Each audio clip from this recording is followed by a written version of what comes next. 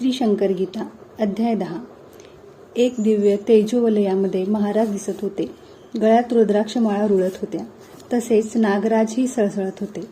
महाराजांची दृष्टी माझ्यावर होती. ते नागराजही मलाच पाहत होते. दोघांच्याही नजरेत आशीर्वादपर भाव दाटलेला होता. महाराजांचे काय ते सर्वव्यापी होत. नगर येथे अण्णासाहेब थोरात यांना श्री साईबाबांच्या रूपामध्ये दर्शन दिले. अण्णासाहेबांना परमधन्यता वाटली. अण्णा सातपुते हे भक्त महाराजांच्या फोटोसमोर नैवेद्य ठेवीत असत. महाराजांना अन्नाचा घास भरवण्याचा क्रम त्यांनी राखला होता. जेव्हा नैवेद्याची शिते महाराजांच्या मुखासमोरील काचेस व्यवस्थित चिटकून राहत तेव्हाच ते स्वतः ते अन्न प्रसाद म्हणून ग्रहण करीत. महाराजांनी समाधी घेतल्यानंतरचे हे प्रसंग होत.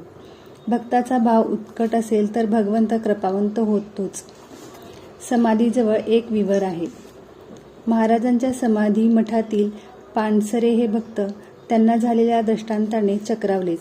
महाराज म्हणत होते, समाधीजवळ एक विवर आहे, त्यातून तू आत ये. समाधीमध्ये एक वीट माझ्या डोक्याला लागत आहे, ती व्यवस्थित कर. विवरातून परत जा, ते बुजवू नकोस. श्री गुरु आज्ञास्ती. पानसरेंनी अन्य कसलाही विचार न करता विवराकडे धाव घेतली. त्या लहानशा विवरातून सरकत सरकत ते आतल्या समाधीस्थानी पोहोचले. खरोखरच एक वीट महाराजांच्या डोक्यास चिटकली होती. त्यांनी ती काढून नीट बसवली. पानसरे पाहतात तो काय, महाराजांचा देह भव्य दिसत होता. त्यांची नुकतीच पूजा झाली होती.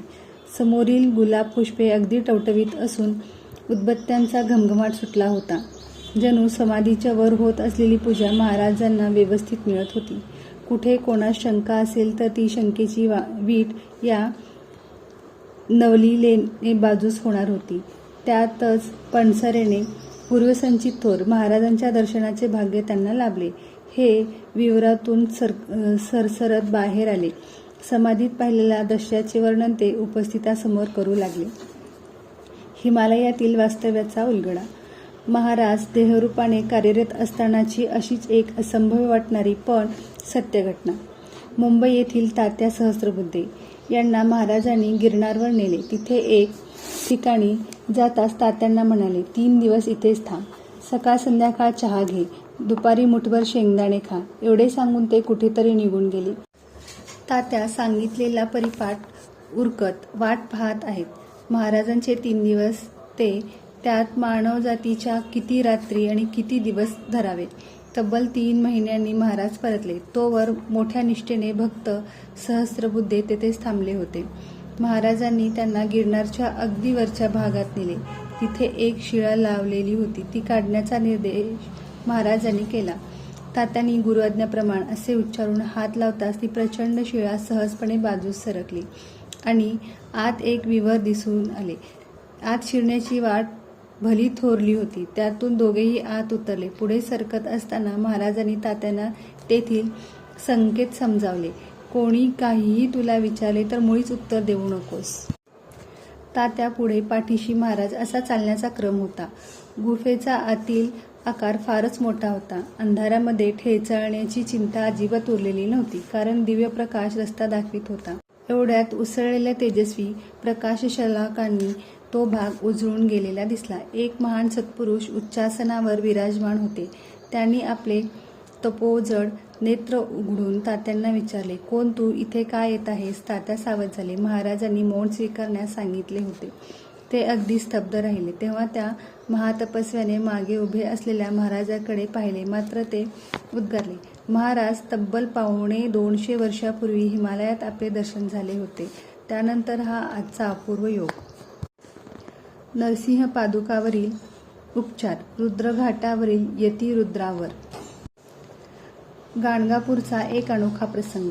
ब्रह्म जाणणारा तो खरा ब्राह्मण. ते शुद्ध तत्व विसरून ज्ञातिनिहाय ब्राह्मणाचा आग्रह धरणाऱ्या गाणगापूरच्या काही पुजाऱ्यांनी महाराज ब्राह्मणेतर असल्याचे वाटल्यावरून त्यांना पादुकास्थानावरून हाकलले. महाराज निघाले. ते रुद्र घाटावरच येऊन थांबले. इकडे नरसिंहस्वामीने निष्ठावान पुजारी असलेल्या महाराजावर नित्यप्रमाणे षोडशोपचार करून लागले. ते सर्व उपचार पादुकावर न थांबता रुद्रघाटावरील या यतिरुद्रावर होऊ लागले.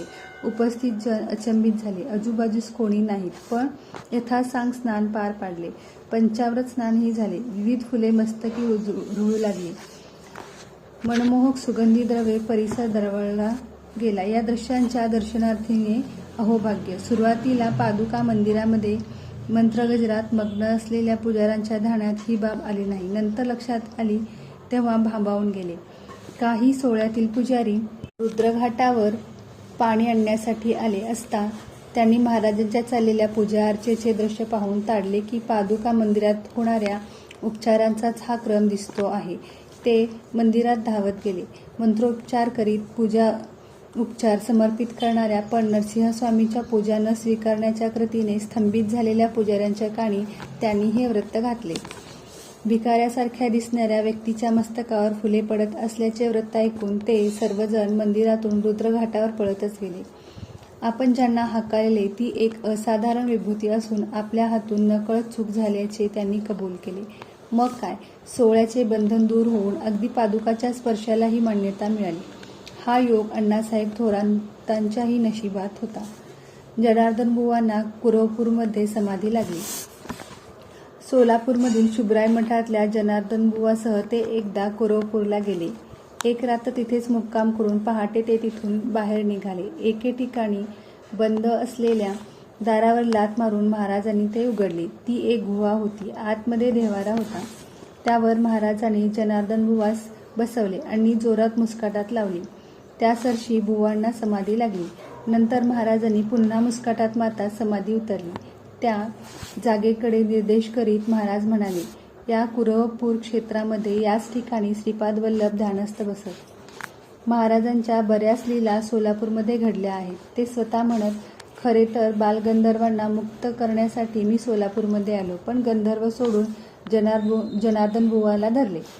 ओंकारनाथ भस्मेंना श्रीगुरु दर्शन. मनोहरपंत पंढरपूरकर नामक एक साक्षात्कारी देवी भक्त एके दिवशी ओंकारनाथ भस्मे यांना म्हणाले, सोलापूरच्या शुभराय महाराजांच्या मठामध्ये एक महान सत्पुरुष येणार आहेत. आपण त्यांच्या दर्शनात जाऊ. मठात गेल्यावर महाराजांचे दिव्य दर्शन होताच आनंदित होऊन ते देवी भक्त श्री भस्मेंना म्हणाले, हे शंकर महाराज आहेत. यापुढे आपण आयुष्यभर यांच्यावर निष्ठा ठेवा. जेव्हा ते समोर दिसतील तेव्हा त्यांना नमस्कार करावा. यांचेपाशी काही मागू नये, त्यांना काही देऊ नये. ते समर्थ आहेत. आपले दोन्ही चरण जोडून महाराज व्यासपीठावर बसले होते. त्या दिव्य चरणकमलावर मोठ्या भक्तिभावाने भस्मेंनी मस्तक ठेवले. तेव्हा तो आनंद काय वर्णावा. चरणस्पर्शाशी दिव्य आनंदभूती शरीरभर सळसळू लागली. त्यातच महाराजांनी पाठीत उजव्या हाताचा धपाटा घातला. लगेच पान कुटून येण्याची सेवा सांगितली. भस्मेंनी पान कुटले. महाराजांना दिले. त्यांना रोज येण्याची आज्ञा झाली. पहिल्या दर्शनातच कृपेचा वर्षाव झाला. महाराजांनी आपल्या उजव्या हाताचा धपाका भस्मेच्या पाठीत घालताच त्यांना परमार्थाचा धपाका काय तो कळला आणि परमार्थावर उघडे झाले. तेव्हापासून नित्यनेमाने भस्मे मठात येऊ लागले. महाराजांना पान कुटून देणे, चरण चुरणे आदी सेवा त्यांना मिळू लागली. मी पांडुरंगास ओळखले नाही. भस्मे यांचे कापड दुकान होते. त्यांनी व्यवसायातला एक व्यवहार म्हणून मुंबईमध्ये 2,000 रुपयाची हुंडी लिहून दिली होती, पण रक्कम जमा होईना. त्यांनी ही अडचण महाराजांना ऐकवली. त्यानंतर मोठ्या विश्वासाने गुलबर्ग्याला असलेल्या आपल्या भागीरदाराकडे गेले. तिथे जाताच सहजच पैशाची व्यवस्था झाली. ही रक्कम घेऊन ते निघाले तेव्हा त्या परिसरात चालू असलेल्या उरुसामुळे परत येण्यास वाहन मिळेना.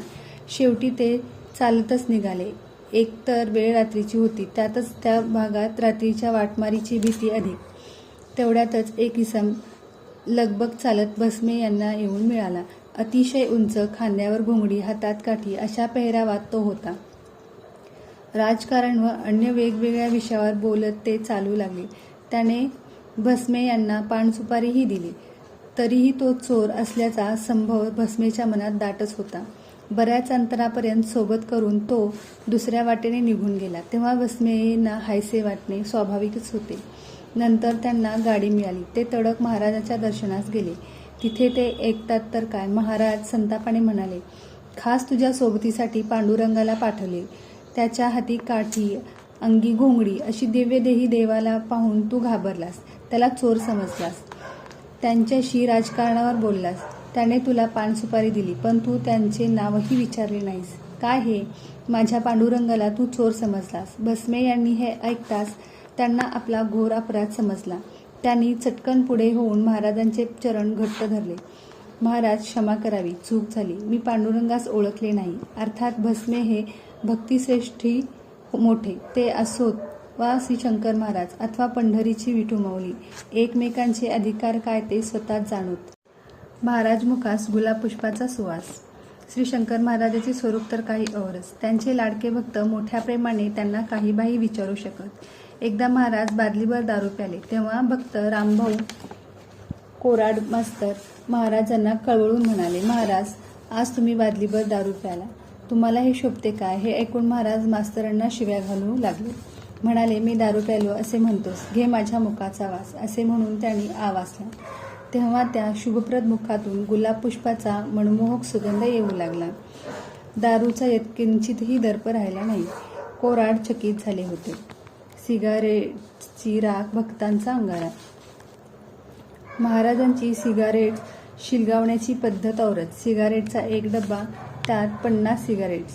यांनी त्यातली एक ओढली की मग हा क्रम डब्बा संपेपर्यंत चालायचा. काही वेळ असे कित्येक डबे ते दिवसभर सलग संपवायचे, तरी त्यांना त्याची काही बाधा होत नसे. कारण त्यांचा प्राप्त देह श्री स्वामी समर्थ कृपेने मानवी पीडारहित बनला होता. महाराज प्यायचे वा सिगारेट ओढायचे, मग आम्ही केले तर काय, अशा विचारधारणेने चालणारे लोक दिसतात. पण ही तुलना चुकीची आहे. ईश्वरीय कृपाप्राप्तीने पुलकित ब्रह्मस्वरूप व कर्मविपाकाने बद्ध सामान्य जीव यात महादंतर असते. आपण दारू प्यालो व सिगारेटी घोकल्या तर आत्मनाश अट. महाराज मात्र ती जमा झालेली राखच भक्तांना अंगारा म्हणून द्यायची. सहजतेने सर्वच भक्तांच्या मनोकामना पूर्ण होत असत. 22 कप चहा. ओंकारनाथ भस्मे हे एव्हाना महाराजांचे लाडके भक्त बनले होते. एकदा त्यांनी महाराजांना आपल्या दुकानामध्ये आमंत्रित केले. महाराजही तिथे गेले. मुनिमाला त्यांनी द्राक्ष आणण्यास सांगितले. चहा किती आणावेत असे विचारले असता 22 कप म्हणाले. दुकानात एवढे लोक जमा असण्याचा प्रश्नच नव्हता. आणलेल्या द्राक्षातून केवळ 2च द्राक्षे त्यांनी घेतली. तोच जवळपास 20 जण महाराजांच्या दर्शनासाठी तिथे येऊन ठेपले. महाराजांनी सर्वांना चहा व द्राक्षे देण्यास सांगितले. ती सर्वांना पुरली. तुळजापूरला देवीशी सांकेतिक भाषेत संवाद.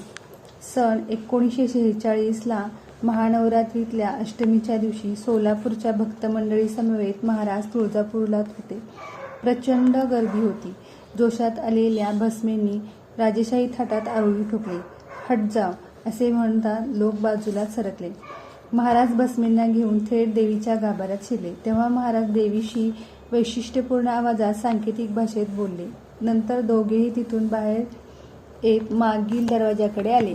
त्या क्षणी महाराज भस्मेंना म्हणाले, घोडा होणा. भस्मे लगेच वाकले. त्यांच्या पाठीवरती महाराज ऐटीत बसले. अक्षरशः भस्मे घोड्याप्रमाणे धावू लागले. आधी भरतीबुवांच्या मठात देवीच्या पलंगाजवळ वाऱ्यासारखे ते गेले. भक्तगणही हे वैचित्र्यपूर्ण दृश्य पाहून मागे धावत होते. तिथे कोणीही भोपी हजर नव्हते. तेव्हा महाराज गरजले, दरवाजा खुलो. हे ऐकताच भस्मेने दरवाजा चौकटीसह उघडला. मग महाराज पलंगावर जाऊन बसले. मधुबुवांना समोर बसवून त्यांनी उजवी करंगळी कापून आलेले रक्त आपल्या भाळीत लावले. त्यानंतर महाराज व भस्मे तिथून बाहेर पडले. घोडा. महाराज पुन्हा म्हणाले. भस्मे पुन्हा घोडा झाले. महाराज पाठीवर बसले. एव्हाना दरवाजा उखडला गेल्याची बातमी भोप्यापर्यंत पोहोचली होती. ते तलवारी घेऊन मारण्यास निघाले. पण त्या देवी रूपाला कोण अडवणार होते? ते पलंगाजवळ आले तेव्हा तिथे उभे असणारे भक्त म्हणाले, अहो, दरवाजा काढणारा भक्त केव्हाच तिथून पुढे गेला आहे. इकडे भस्मेंनी आरूढ असलेल्या महाराजांना घेऊन देवीस प्रदक्षिणा घातली आणि सरसर वेगात पायऱ्या सोडून रस्त्यावर थांबले. नंतर महाराज चटकन दादा फुलारी यांच्या पाठीवर बसले. पण ओझ्याने ते मात्र त्रस्त झाले. तेथे जवळच एका भोप्याच्या खोलीत हे सर्वजण उतरले होते. तिथे जाऊन महाराजांनी दोन्ही चरण समस्थितीत ठेवून बैठक मांडली. महाराजांच्या चरणावर भस्मे यांनी मस्तक ठेवताच त्यांचे अष्टभाव जागृत झाले. मोठ्या सद्गतीत अवस्थेत असतानाच ब्रह्मानंद मग्न झाले. त्यांना समाधी लागली. महाराजांचे पाक विषयीचे भाकीत. महाराजांनी सर्वांना जेवणे उरकून घेण्यास सांगितले. भस्मे बाणावर येऊन समोर बसले. एवढ्यात महाराज मोठ्या आवेशात म्हणाले, हिंदुस्थान हिंदूंना दिले, पाकिस्तान यवनांना दिले. तेव्हा कोणाला काही कळले नाही. पुढे 1 वर्षांनी 1947 साली महाराजांचे हे भाकीत खरे ठरले. भारत दुभंगला. भस्मेच्या मस्तकावर चरण कमले. दुसऱ्या दिवशी नवमीला तुळजापूर येथे सर्वांची भोजने झाली. महाराजांना भस्मेने भरवले. मग सर्वजण मोटारीने निघाले. महाराज मोटारीत बसले व त्यांनी भस्मे यांना समोर बसवून त्यांचा फेटा काढला आणि त्याच्या मस्तकावर आपली चरणकमले ठेवली. असे त्यांनी करताच भस्मेंना महानंद प्राप्त झाला. श्री गुरुकृपेच्या प्राप्तीचा आनंदकंद ज्यास प्राप्त झाला त्याची महती तो स्वतः जाणे. तिथे एक महादश्चर्य होऊन भस्मे यांच्या डोक्यावर महाराजांची सुंदर चरणकमले स्पष्टपणे उमटली. एक प्रकारे श्री गुरूंनी आपल्या शिष्यावर केलेले हे शिक्कामोर्तब होय.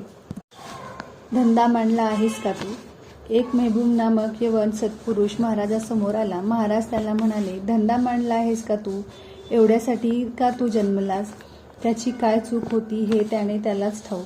पुन्हा तो कधीच सोलापुरात दिसला नाही. असेही काही सत्पुरुष असेही होते. महाराजांचे एक भक्त देवस्थळे यांच्यावर महाराजांचा संचार होई. तेव्हा त्यांचे शरीर लाकडासम होत असे. तेव्हा ते अगदी शंकर महाराजास भासत. महापौर राजाराम बुरबुले हे एकदा त्यांच्या दर्शनार्थ गेले असता ते तेलुगूत बोलू लागले. संचार संपल्यावर बुरबुलेंनी देवस्थळींना विचारले की आपल्याला तेलुगू येते काय? ते म्हणाले, मला ती भाषा मुळीच येत नाही. मग ते संचारात कसे बोलत? म्हणजे महाराजच त्यांच्या मुखातून बोलत. महाराजांच्या दर्शनाचा प्रभाव. एकदा बुरबुले हे खासदार गंगाधर कुचन, मंत्री रामकृष्ण बेत यांच्यासमवेत भोर येथे कारखान्याकरिता जमीन विकत घेण्यास चालले होते. पुण्यात पद्मावती जवळून चालले असता महाराजांची समाधी जवळ असल्याचे पाहून बुरबुले म्हणाले, महाराजांच्या समाधी दर्शनार्थ थांबूया.